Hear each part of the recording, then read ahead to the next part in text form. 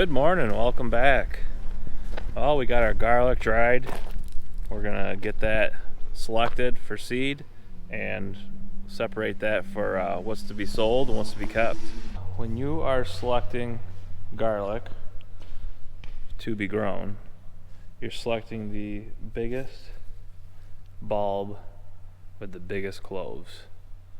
What you're doing is you're selecting your genetics. What do you want to see in your crop next year? So garlic, you do take the actual bulb, break it up, you plant it with the root down, and that's what grows next year's crop. Onions, different story. You get a seed, you plant it, and that grows the onion. We've got the garlic bagged up. This is all the stuff that's going to be sold. And this box is what we're going to plant this fall. Need garlic? It's back. The turbo top conversion has been completed. Hop up in the cab range, see all the electronic over hydraulic controls you have now. Wow. Oh yeah, look at that. Pop, you're gonna want to run this machine. They extended this air intake so that the leaves from the onions won't get stuck in front of the radiator and overheat the machine. Rebuilt those pumps. New blade assembly. Just the way it drives it. A lot less linkage there. And new cutter bar.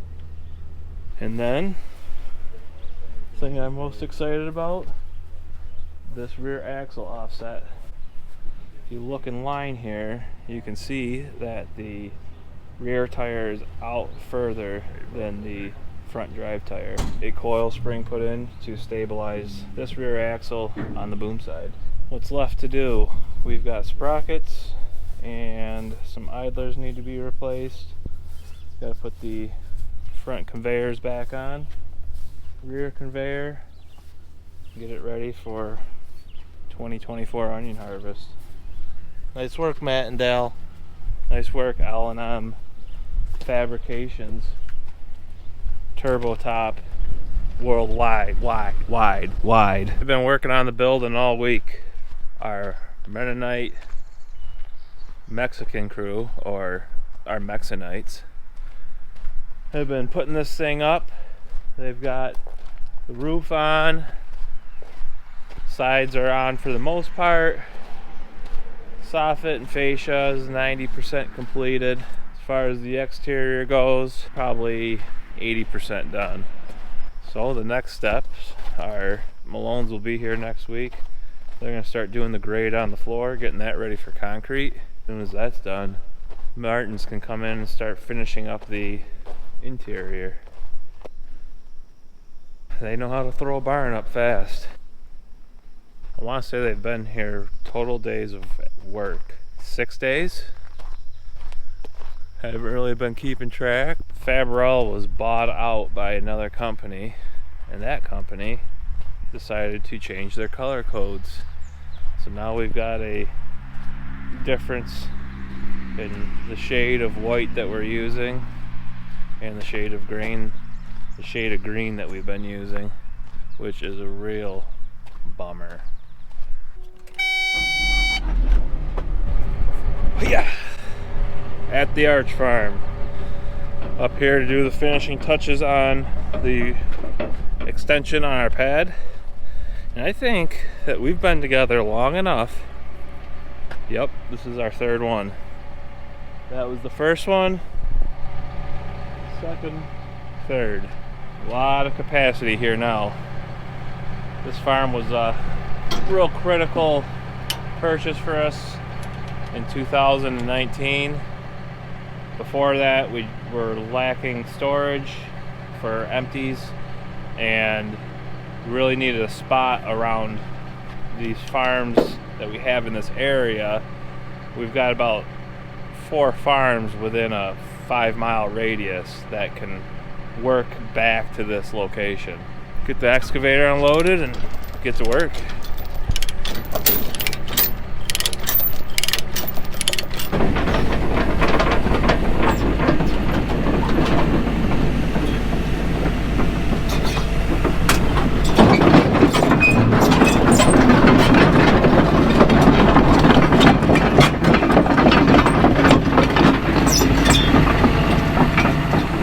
we finished laying the gravel.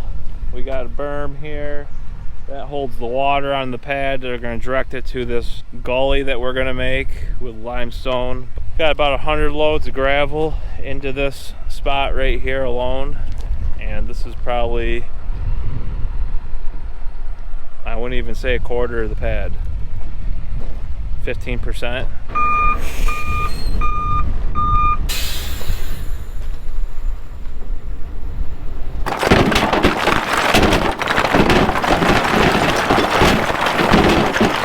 It puts the limestone in the hole.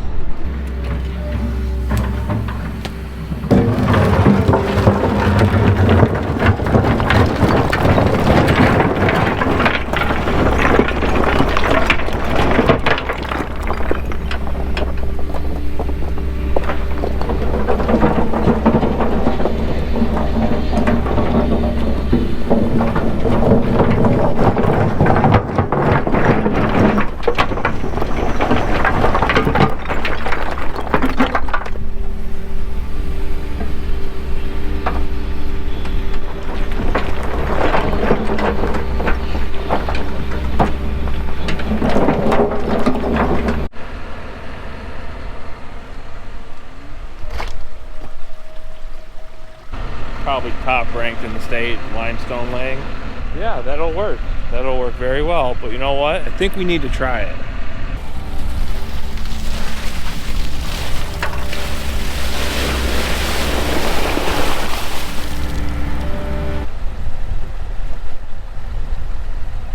There it comes out the bottom. Perfect. Looks good. All right. On to the next thing.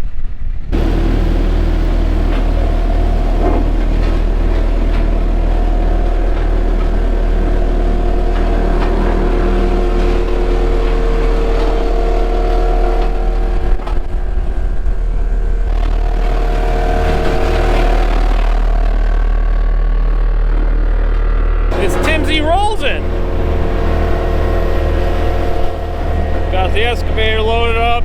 Tim's gonna get off the rollser, turn into Timmy Halsen, hauls the excavator out of here, and I'm gonna put my final touches on the spot where we set up the Dominator. Yes, you haven't heard that word in a while. Well, guess what? You're gonna be hearing it a lot more. We got it in the shop. We're getting ready. Things are starting to get to be that time of year. Take this gravel, do a 100 by 100 area on a 0 grade, so it's flat.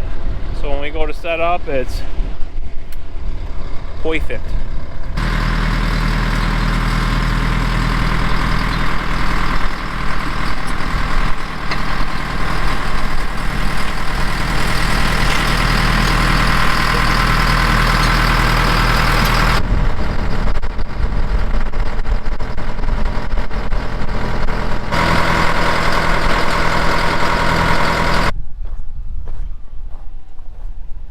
Dozen's done.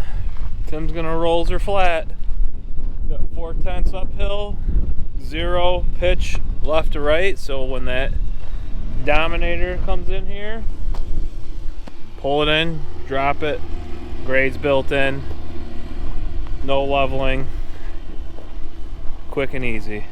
Well, busy week ahead of us. Got a lot of stuff going on. And, well, let's address the elephant in the room.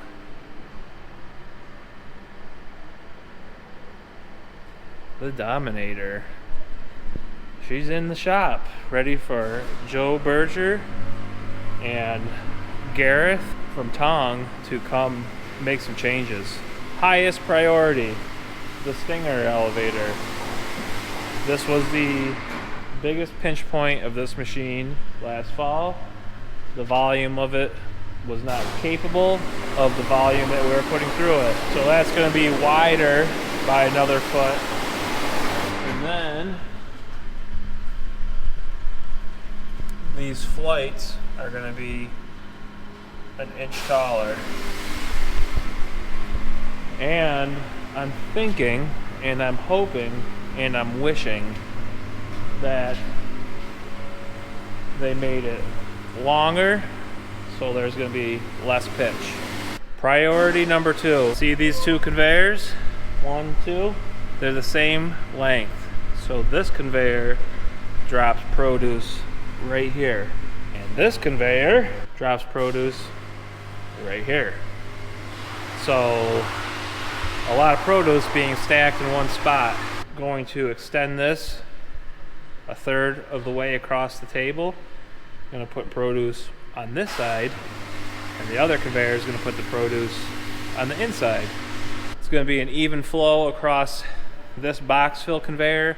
Going to fill the boxes more evenly onto priority number 3. This box fill conveyor has a internal motor inside the belt.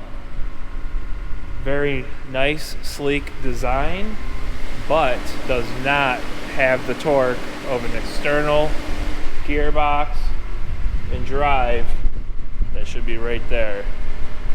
So they're coming over with a brand new box fill end. Ooh, baby. Fix that along with some other minute details. Gonna try to ramp up some speeds, some gearboxes.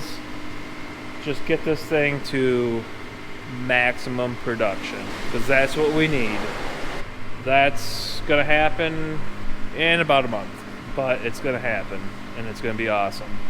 Builds are gonna be coming along next week. We got lots of other stuff going on. Harvest on mind, still a ways out, but it'll be here before you know it. Thanks for watching and stay tuned. We'll see you next week.